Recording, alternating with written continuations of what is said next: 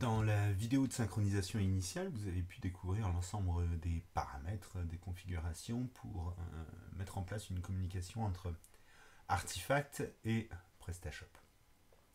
Nous allons dans cette vidéo maintenant aborder les réglages plus spécifiques sur une synchronisation produit.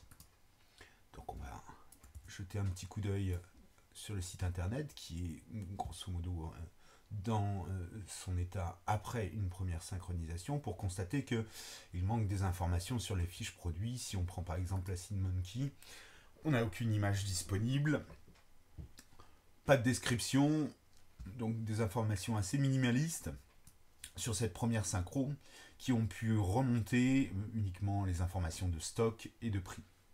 Donc afin de compléter la fiche e-commerce, on va regarder comment se faire depuis Artifact. Donc on va localiser dans la base de données Artifact le produit SeedMonkey par exemple. Ça tombe bien, il arrive tout en tête.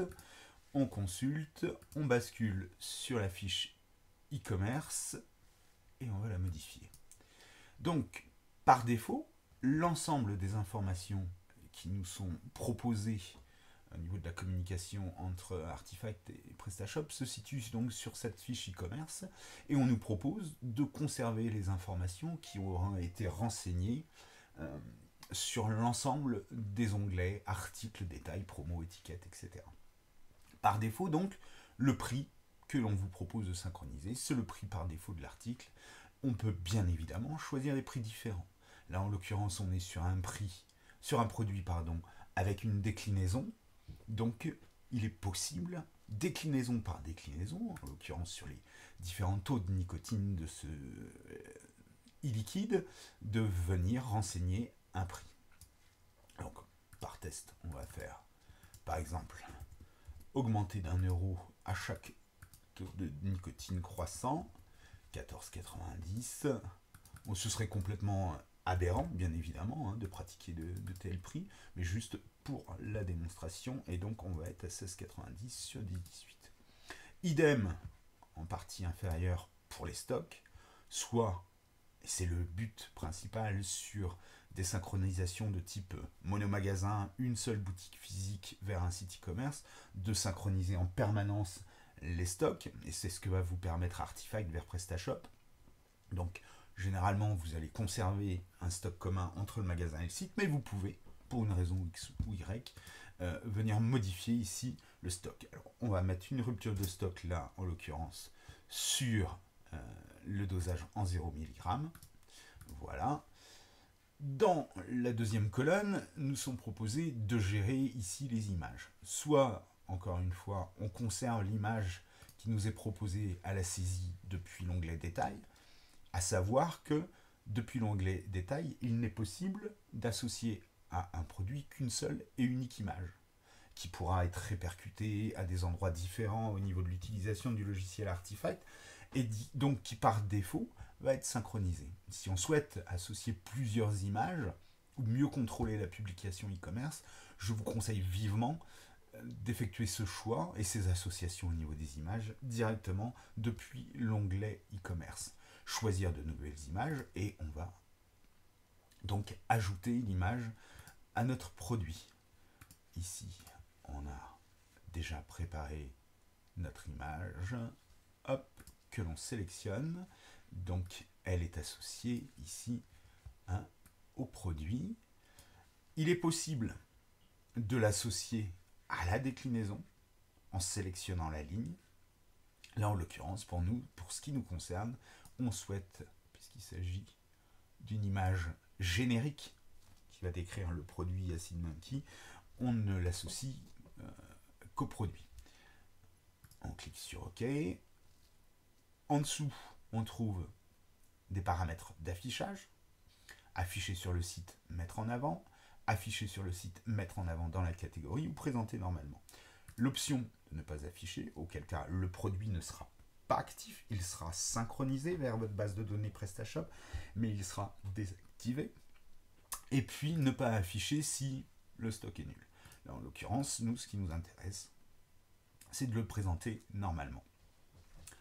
Ensuite, il nous est proposé donc de venir renseigner des produits équivalents ou produits complémentaires, ce qui va nous permettre au niveau du site internet de dresser des liens, de tisser des liens, pardon, entre vos différentes pages produits.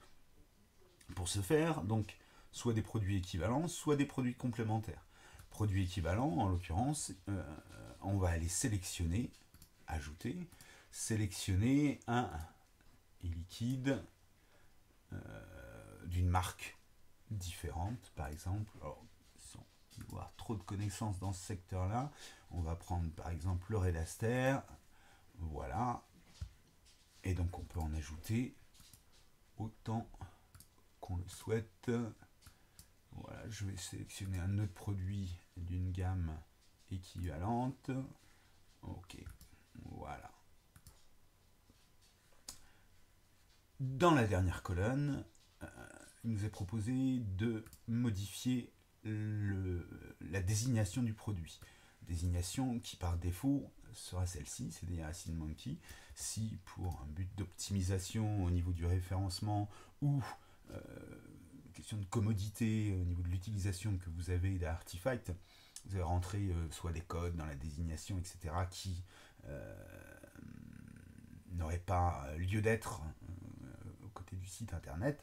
Renseignez ici un nom alternatif. Là, pour l'exemple, on va mettre Cloud Vapor Acid Monkey et on va séparer ces informations par un petit tiret.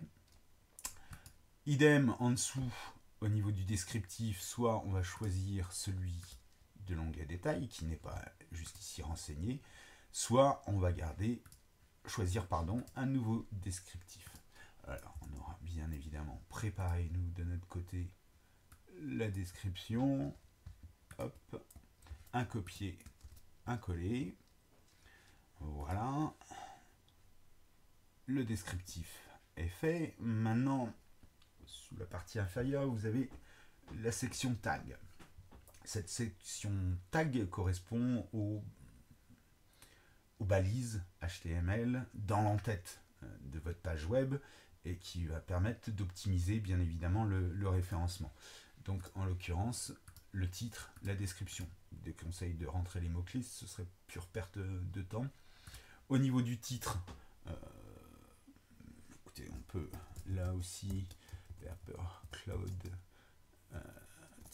Acid Monkey, une recette banane, un liquide, hein. On va essayer d'être efficace en matière de référencement. Un liquide banane, virgule fraise, description, bla bla bla. Ok. Restez bien dans le cadre des préconisations de Google au niveau de l'utilisation de ces balises avec les longueurs idoines tant sur le titre que sur la description. Ok, ici ensuite on a la possibilité soit de conserver les critères de l'onglet détail, soit d'aller choisir de nouveaux critères. En l'occurrence, si on se réfère à l'onglet détail, ici ce sont les caractéristiques.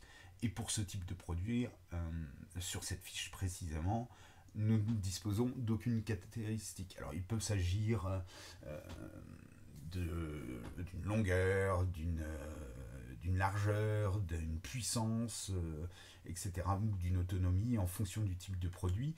Et ces informations peuvent être essentielles pour la construction d'un mini moteur de recherche sur votre site internet. Là, en l'occurrence, nous n'en avons pas. Dernière phase, bien évidemment, vous pouvez soit choisir de publier sur votre site e-commerce les promotions et soldes relatives à votre produit et qui vont s'appliquer aussi bien dans le magasin physique que sur votre site internet, soit de définir de nouvelles promotions. En l'occurrence, on va s'en tenir là. On enregistre les informations et on va effectuer notre synchronisation. Menu e-commerce, synchronisation vers le site. Que transférer?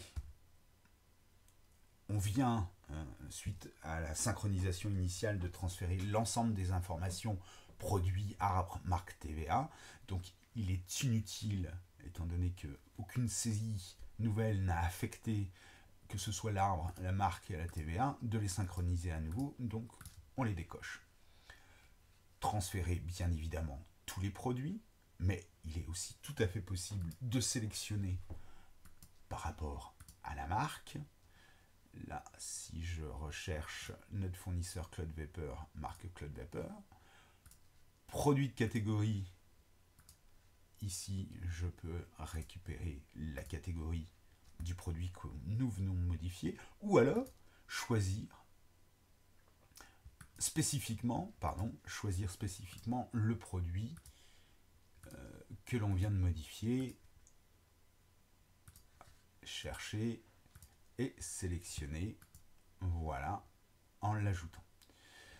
Au plus simple, et ce que l'on conseille dans la plupart des cas de figure, l'ensemble des commerçants, c'est, une fois la synchro initiale effectuée, de basculer en mode tous les produits, de cocher uniquement les produits modifiés, et vous ne synchroniserez systématiquement que les variations.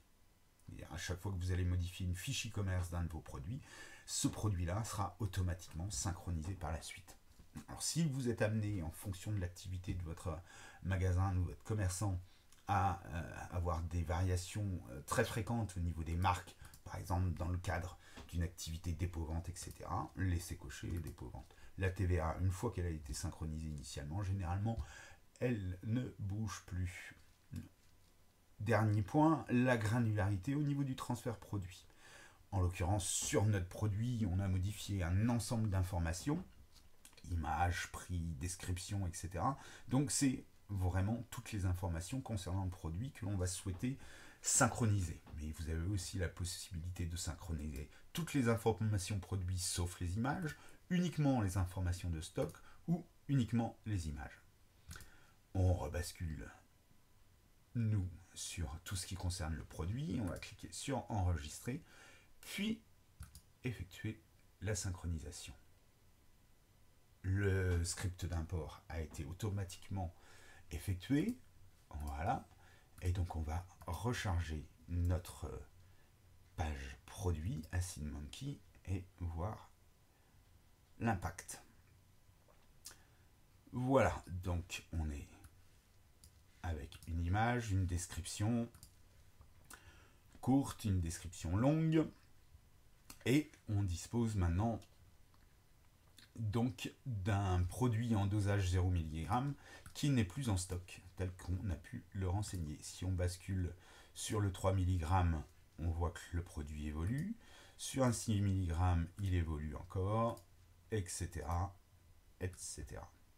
Voilà. Dernier point que on souhaite vérifier, c'est les associations de produits. Vous avez bien vos deux produits complémentaires qui sont donc présents à ce niveau-là. Voilà tout, et en vous remerciant pour votre attention, et à très bientôt pour une nouvelle vidéo.